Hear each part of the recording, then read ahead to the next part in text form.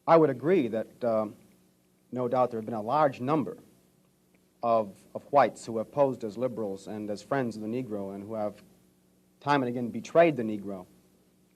On the other hand, I think one could point to a large number of whites who have struggled for civil rights, Give me for an example. equality, and have got little or nothing out of it, other than quite a few bruises. Give me an example. Well, the large number of white students who have gone into the South, for example, working for SNCC and other organizations. Not working for SNCC or other organizations, but working for the white political machines who benefit by the voting efforts of Negroes. Okay, I'll be more specific. I would cite Herbert Hill, for example, as a kind of person who has championed Negro job rights, for example, in New York City and elsewhere. He has fought the political machine. First time I met Herbert Hill personally was when they were picketing to stop the working on the Harlem Hospital in Harlem. Negroes for 10 years had to fight the city to get an annex built on the Harlem Hospital. Because in Harlem, we need a hospital more so than anything else. Our people are sick. Plus, we do a lot of cutting and shooting of each other, though we profess to be nonviolent. And Herbert Hill brought his forces out and stopped the working on that site. This is the first time I ever saw him. Then, when work was brought to a halt on a hospital in Harlem, the same Negroes tried to stop the work at the Downstate Medical Center in Brooklyn, which is predominantly white. They were out there for 3 months during the summer. Couldn't stop anything. And I never saw Herbert Hill out there one time. Now, whenever it takes a stoppage of something that's going to affect the white man, you find the white liberal absent. But when it involves something that primarily will affect the best interests of black people, and black people only, then that white liberal is present. Herbert Hill is the labor secretary for the NAACP. Mm-hmm. And if he was interested in black people, he would prepare a black man with the type of knowledge and understanding of the labor troubles involving black people that would enable a black man to sit in the same position as Secretary of Labor or Labor Secretary in the NAACP. I'm suspicious of whites who join Negroes and always have to be in the lead, who always have to be the head, who always have to be at the top in Negro organizations. Those whites who really have the interest of blacks at heart, let them give some advice to some Negroes and stand on the sideline. But don't join the organization and then get at the head of it and pose as a friend of Negroes. Well, I would defend his sincerity and his commitment. And more than that, I would say that just because a person is a Negro or a black American does not mean that he's going to struggle for Negro rights or for jobs for Negroes or anything else. I think that today you could point to a large number of Negro leaders who have consistently betrayed Negroes in a whole host of areas. They aren't really Negro leaders. These are puppets that have been put in front of the Negro community by white liberals. These are parrots that have been put in front of the Negro community by white liberals. You can't name me a Negro leader who has betrayed Negroes, who has not been endorsed, sanctioned, subsidized, and supported by the white liberals. Minister Malcolm, I'd like to... Well, I could cite one example would be Congressman Dawson, for example, in Chicago. In Chicago, a large number of liberals located in the Hyde Park district have consistently fought Dawson and his betrayals of the Negro, and they've also fought some of the people who represent Dawson on the Chicago City Council. The only Negro I know who is constantly fought, only Negro politician that I know who is constantly fought by white liberals is Adam Clayton Powell. And they call him a racist because he speaks so bluntly on the race issue. But I'm not, as I said, not too familiar with Dawson and his work. Let me return to the Nation of Islam per se, Minister, by raising a question which struck me as a result of reading some of Baldwin's work, namely The Fire Next Time. Baldwin pointed out that in Harlem for many years he had passed the street corners and the soapboxes and heard people speaking from these platforms who were known as black nationalists, and nobody was listening. And he said all of a sudden he realized that people were beginning to listen to the Muslim speakers on the street corners in Harlem. The message essentially was the same, but it was that now many people were listening to what this message was. And you pointed out that the Nation of Islam has been in the picture for about 33 years. What is it, in your judgment, that has caused this tremendous amount of support that the Nation of Islam has garnered in the Negro community in, say, the last 10 years? When you put a seed in the soil, it remains beneath the soil until the season changes. And when the season changes, that the seasonal change automatically brings about rather atmospheric conditions, bring about a seasonal change that makes that seed come up or crop grow in its appointed time. And all over this world today, God himself has brought about political changes, a political atmosphere, sociological, social atmosphere, economic atmosphere. These economic conditions, these political conditions and social conditions combine to bring about a situation that is making black people in America more receptive, their mind more fertile to the seed of truth that the Honorable Elijah Muhammad has been planting for 30-some years. And this is springing up today and causing our people to see and understand now what they couldn't see and understand before. What is the nature of this situation which is making black people more receptive? Well, you take in the past, say, 15 years, how the nations have emerged, dark nations have emerged in Africa. Prior to 10 years ago, most Negroes identified Africa with a savage, jungle-like place. And whenever you mentioned the word African, in their mind's eye, they could see the image of someone running around with a spear, with no language, who'd say Ugga Bugga Boo or Bwana or something, and who'd be in a jungle running from lions or chasing lions. But then when, after the war, when the United Nations was set up in New York City, black people began to look at men like Tom Mboya. They began to look at men like Nkrumah. They began to see men like Lumumba. They began to see men like Nasser. They began to see these Belowa and Azikwe, who could exchange intellectually with whites on an international level in a political forum and hold their own. This made the black people in this country realize that what the Honorable Elijah Muhammad had been teaching all the time actually had substance.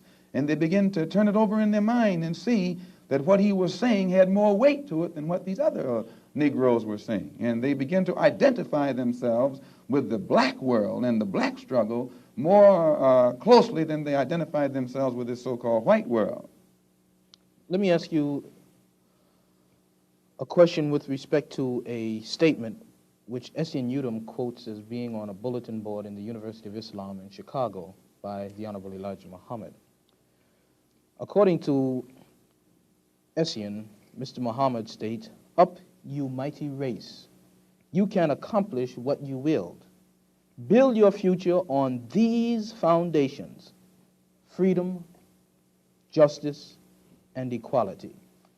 What is the definition of freedom, justice, and equality for the black man, and where and when is it to be attained? Well, take equality first. The Honorable Elijah Muhammad doesn't teach us to associate equality with whites. Equality has nothing to do with whites. We don't want to be equal with the white man. He's not the criteria or yardstick by which equality is measured. He's not in a position to tell us we are equal. It's not his right. It's not his to do. Equality, we want equality. We had equality before the white man was created. We had equality before the white man came into existence. And we want equality whether the white man is on this earth or not.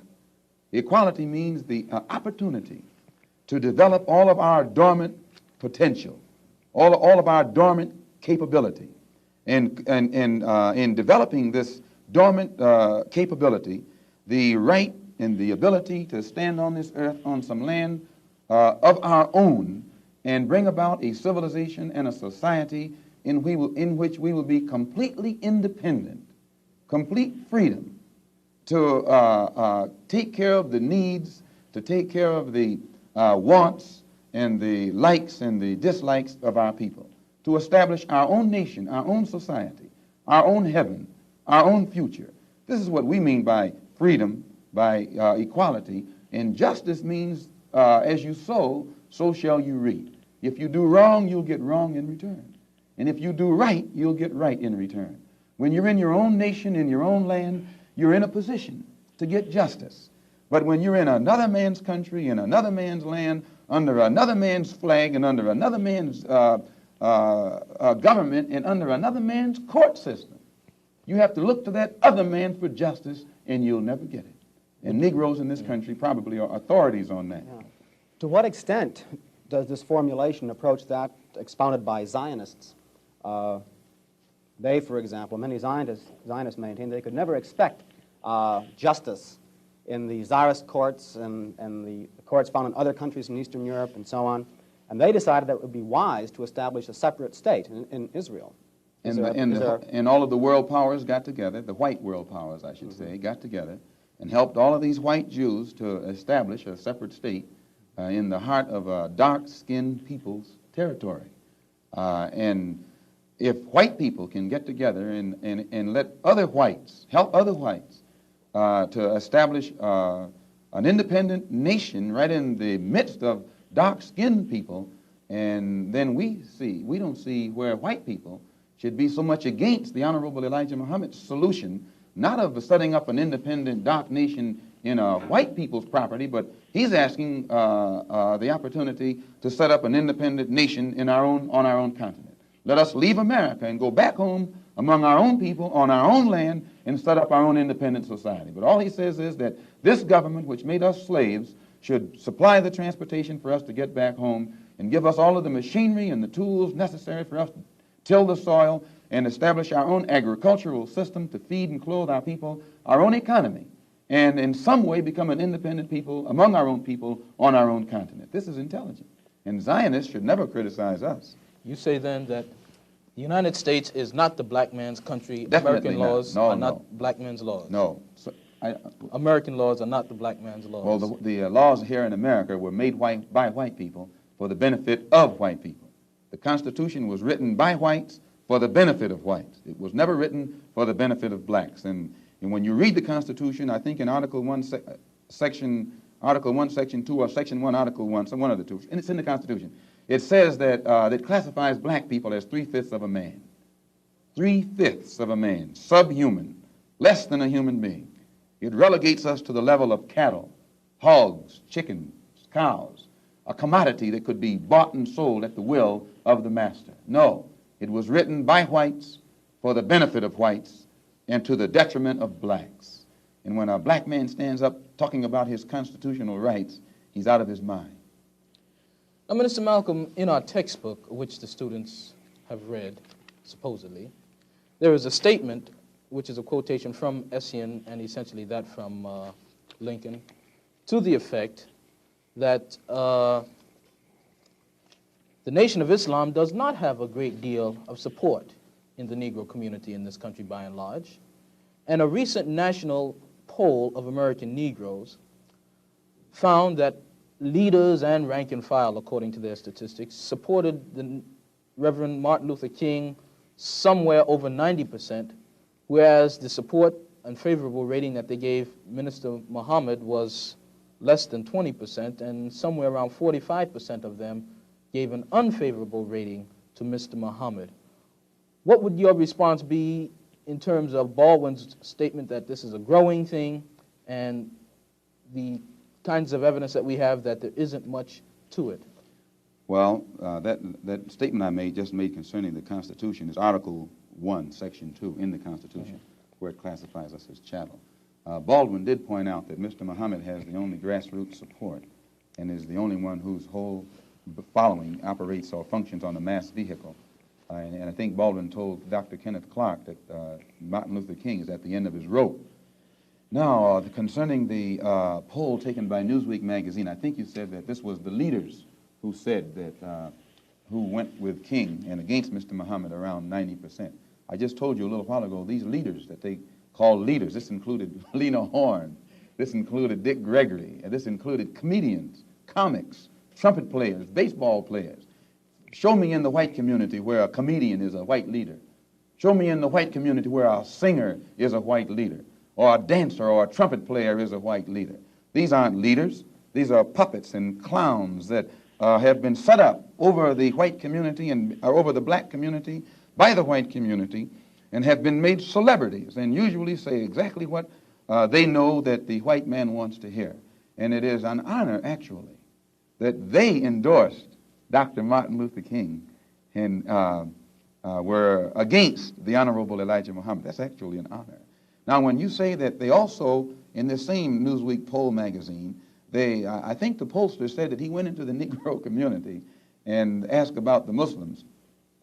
And many Negroes whom he asked said, well, I never heard of the Muslims. Who are they? You know, this is the rank and file we're talking about. Oh, yeah. Now, when they got down to the rank and file, this was the answers that they got. This is equivalent to the situation in Kenya during the Mau Mau uprising, when many frightened whites in Kenya, Africa, would go among the Africans and ask them, what about the Mau Mau? And the African would say, I never heard of them. And the same white man who would ask the African this question and very naively believe what the African said, when he went to bed that night, he would lose his head. And usually the one who took his head was the same African who told him that afternoon he had never heard of the Mau Mau.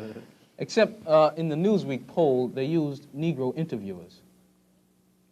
You'll find that oftentimes Negroes are as much on guard around Negro interviewers, who usually represent the bourgeois element of Negroes, as they are on guard around whites.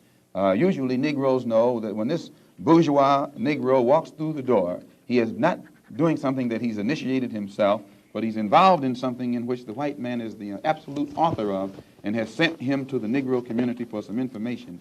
And when they give that Negro some information, usually they give him the information that they want him to take back to the white man, because that's who he's going to take it back to. 4 more minutes.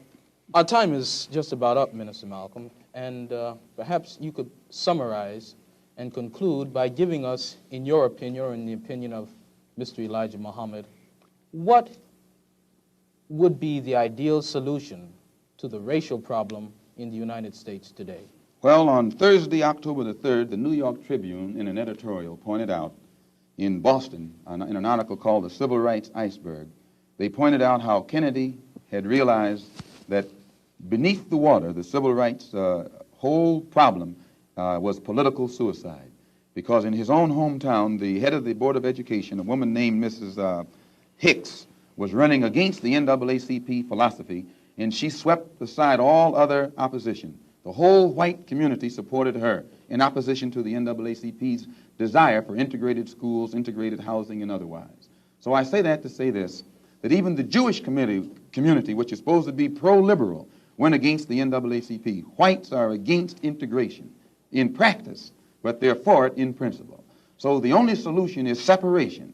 And the Honorable Elijah Muhammad says that this can be brought about simply by letting our people be exposed to the truth about ourselves, about the white man, about our history and our condition in this country.